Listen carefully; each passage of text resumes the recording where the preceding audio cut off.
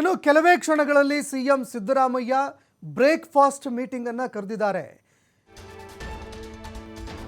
ಬೆಳಗಿನ ಉಪಹಾರದ ಮೀಟಿಂಗ್ ಅನ್ನು ಕರೆದಿದ್ದಾರೆ. ಸಚಿವರನ್ನ ವಿಶ್ವಾಸಕ್ಕೆ ತೆಗೆದುಕೊಳ್ಳೋದಕ್ಕೆ ಅಂತ ಸಿಎಂ ಸಿದ್ದರಾಮಯ್ಯ ಇದೀಗ ಮುಂದಾಗ್ತಾ ಇದ್ದಾರೆ. ಗೃಹ ಕಚೇರಿ ಕೃಷ್ಣಾದಲ್ಲಿ ಉಪಹಾರ ಸಭೆಯನ್ನ ಹಮ್ಮಿಕೊಳ್ಳಲಾಗಿದೆ. ಡಿಸಿಎಂ ಹಾಗೂ ಸಚಿವರ ಜೊತೆಯಲ್ಲಿ ಸಿಎಂ ಸಿದ್ದರಾಮಯ್ಯ ಬ್ರೇಕ್ಫಾಸ್ಟ್ ಮೀಟಿಂಗ್ ಕರೆದಿದ್ದಾರೆ. ವಿಪಕ್ಷಗಳ ವಿರುದ್ಧ ರಣತಂತ್ರವನ್ನ ರೂಪಿಸುವ ಬಗ್ಗೆ ಚರ್ಚೆ ಆಗತ್ತೆ ಅನ್ನುವಂತಹ ಮಾತುಗಳು ಕೇಳಿಬರ್ತಾ ಇದೆ. ಇನ್ನು ಬಿಜೆಪಿ ಜೆಡಿಎಸ್ ಅವಧಿಯ ಹಗರಣಗಳ ತನಿಖೆಗೆ ನಿರ್ಧಾರ ಮಾಡುವಂತಹ ಸಾಧ್ಯತೆ ಇದೆ. ಯಾಕಂದ್ರೆ ರಾಜ್ಯ ಸರ್ಕಾರದ ವಿರುದ್ಧ ಗಂಭೀರ ಆರೋಪಗಳನ್ನು ವಿಪಕ್ಷಗಳು ಮಾಡ್ತಾ ಇದ್ದಾವೆ. ಅದೇ ರೀತಿಯಾಗಿ ಇದಕ್ಕೆ ಸಂಬಂಧಪಟ್ಟಂತೆ ಪಾದಯಾತ್ರೆ ಮಾಡೋದಕ್ಕೂ ಕೂಡ ಬಿಜೆಪಿ ತಯಾರಿ ಮಾಡಿಕೊಳ್ತಾ ಇದೆ. ಇದರಿಂದ ರಾಜ್ಯ ಸರ್ಕಾರಕ್ಕೆ ಆಗುವಂತಹ ಮುಜುಗರದಿಂದ ತಪ್ಪಿಸ್ಕೊಳ್ಳೋದಕ್ಕೆ ಇದೀಗ ರಾಜ್ಯ ಸರ್ಕಾರ ಕೂಡ ತಯಾರಿ ಏನಾದರೂ ಮಾಡ್ಕೊಳ್ತಾ ಇದೆಯಾ ಅನ್ನುವಂತಹ ಪ್ರಶ್ನೆ ಎದುರಾಗ್ತಾ ಇದೆ.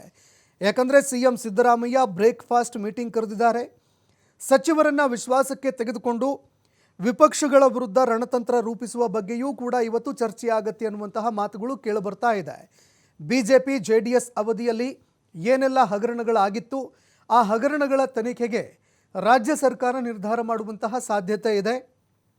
ಇನ್ನು ತನಿಖೆಗೆ ನೀಡುವ ಬಗ್ಗೆ ಸಚಿವರ ಅಭಿಪ್ರಾಯ ಕೂಡ ಸಂಗ್ರಹಣೆ ಮಾಡುವಂತಹ ಸಾಧ್ಯತೆ ಇದೆ. ನಿಮ್ಮ ಅಭಿಪ್ರಾಯ ಏನಿದೆ? ಯಾಕಂದರೆ ಈಗಾಗಲೇ ಮುಡಾ ಹಗರಣ, ವಾಲ್ಮೀಕಿ ಹಗರಣಕ್ಕೆ ಸಂಬಂಧಪಟ್ಟಂತೆ ವಿಪಕ್ಷಗಳು ನಿರಂತರವಾಗಿ ರಾಜ್ಯ ಸರ್ಕಾರವನ್ನು ಟಾರ್ಗೆಟ್ ಮಾಡ್ತಿವೆ. ಹೀಗಾಗಿ ನಾವು ಕೂಡ ಅವರ ಹಗರಣಗಳನ್ನು ಬಯಲಿಗೆಳೆದು ಅದನ್ನು ತನಿಖೆಗೆ ನೀಡೋಣ ಅನ್ನುವಂತಹ ಒಂದು ಚರ್ಚೆ ಆಗುವಂತಹ ಸಾಧ್ಯತೆ ಇದೆ. ಇನ್ನೂ ಹಲವಾರು ವಿಷಯಗಳಿಗೆ ಸಂಬಂಧಪಟ್ಟಂತೆ ಚರ್ಚೆ ನಡೆಯುವಂತಹ ಸಾಧ್ಯತೆ ಇದೆ. ಈ ಬಗ್ಗೆ ಮತ್ತಷ್ಟು ಮಾಹಿತಿ ಕೊಡ್ತಾ ಹೋಗ್ತಾರೆ ಪ್ರತಿನಿಧಿ ಎಲ್.ಎನ್. ಸ್ವಾಮಿ ನೇರ ಫೋನ್ ಸಂಪರ್ಕದಲ್ಲಿ ಜಾಯ್ನ್ ಆಗಿದ್ದಾರೆ. ಎಲ್.ಎನ್. ಸ್ವಾಮಿ, ಈಗಾಗಲೇ ವಿಪಕ್ಷಗಳು ಪಾದಯಾತ್ರೆ ಮಾಡೋದಕ್ಕೂ ಕೂಡ ತಯಾರಿಯನ್ನು ಮಾಡ್ತಾ ಇತ್ತು. ಅದೇ ರೀತಿಯಾಗಿ ನಿರಂತರವಾಗಿ ರಾಜ್ಯ ಸರ್ಕಾರದ ವಿರುದ್ಧ ಗಂಭೀರ ಆರೋಪಗಳು ಕೂಡ ಕೇಳಿಬರ್ತಾ ಇತ್ತು.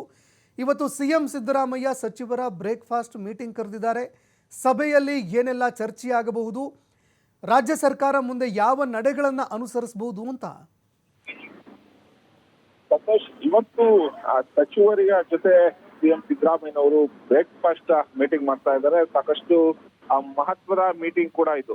ಅಂದ್ರೆ ಸದ್ಯ ರಾಜ್ಯ ರಾಜಕೀಯದಲ್ಲಾಗ್ತಾ ಇರುವಂತಹ ರಾಜಕೀಯ ವಿದ್ಯಮಾನಗಳಿಗೆ ಸಂಬಂಧಪಟ್ಟಂತೆ ಇವತ್ತು ಸಿಎಂ ಸಚಿವರ ಜೊತೆ ಚರ್ಚೆ ಮಾಡಿ ಅಭಿಪ್ರಾಯಗಳನ್ನು ಕೂಡ ಪಡೀತಾರೆ.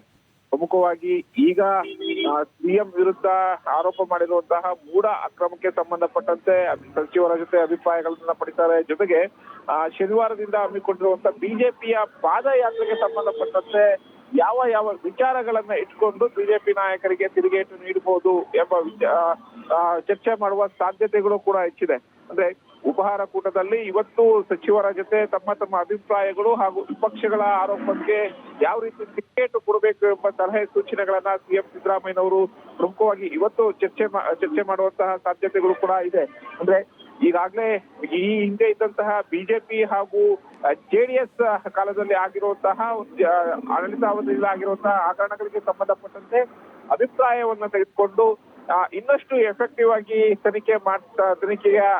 ತನಿಖೆಗೆ ಮಾಡಿಸಿ ಅವ್ರಿಗೂ ಅಂದ್ರೆ ಅವರ ಅಧಿಕಾರಾವಧಿಯಲ್ಲಿ ಆಗಿರುವಂತಹ ಹಗರಣಗಳಿಗೆ ಸಂಬಂಧಪಟ್ಟಂತೆ ಜನರಿಗೆ ಯಾವ ರೀತಿ ಒಂದು ಮುಟ್ಟಿಸ್ಬೇಕು, ಮತ್ತೆ ಈ ಮೂಢ ಹಗರಣ ಹಾಗೂ ವಾಲ್ಮೀಕಿ ಅಭಿವೃದ್ಧಿ ನಿಗಮದಲ್ಲಿ ಆಗಿರುವಂತಹ ಹಗರಣಕ್ಕೆ ಸಂಬಂಧಪಟ್ಟಂತೆ ನಾವು ಕ್ಲೀನ್ ಹ್ಯಾಂಡ್ ಆಗಿದ್ದೀವಿ ಅನ್ನೋದನ್ನ ಜನತೆಯ ಮುಂದೆ ತೋರಿಸ್ಬೇಕು ಎಂಬ ವಿಚಾರಕ್ಕೆ ಸಂಬಂಧಪಟ್ಟಂತೆ ಇವತ್ತು ಸಿದ್ದರಾಮಯ್ಯನವರು ಒಂದಿಷ್ಟು ಸಲಹೆಗಳನ್ನ ಹಾಗೂ ಅಭಿಪ್ರಾಯಗಳನ್ನ ತಮ್ಮ ಆಪ್ತ ಸಚಿವರ ಜೊತೆ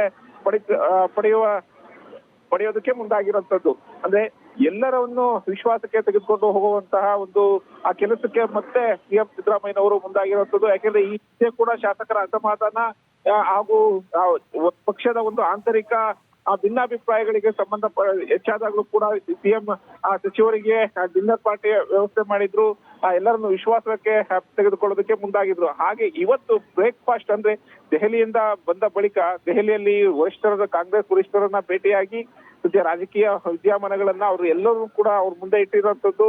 ಹಾಗಾಗಿ ಅವರ ಏನು ಒಂದು ಸೂಚನೆಗಳನ್ನು ಕೊಟ್ಟಿದ್ದಾರೆ, ಆ ಸೂಚನೆಗಳನ್ನ ಇಟ್ಕೊಂಡು ಕೂಡ ಇವತ್ತು ಸಚಿವರೊಂದಿಗೆ ಚರ್ಚೆ ನಡೆಸೋದು ಸೇರಿದಂತೆ ಈಗ ಸದ್ಯ ಸಿಎಂಗೆ ಮತ್ತೊಂದು ಟೆನ್ಷನ್ ಆಗಿರೋದು ಅಂದ್ರೆ ರಾಜ್ಯಪಾಲರು ಏನಾದ್ರೂ ಪ್ರಾಸಿಕ್ಯೂಷನ್ಗೆ ಅಂದ್ರೆ ಕಾನೂನು ಕ್ರಮಕ್ಕೆ ಈಗಾಗಲೇ ರಾಜ್ಯಪಾಲರಿಗೆ ಅರ್ಜಿ ಸಲ್ಲಿಸಲಾಗಿದೆ.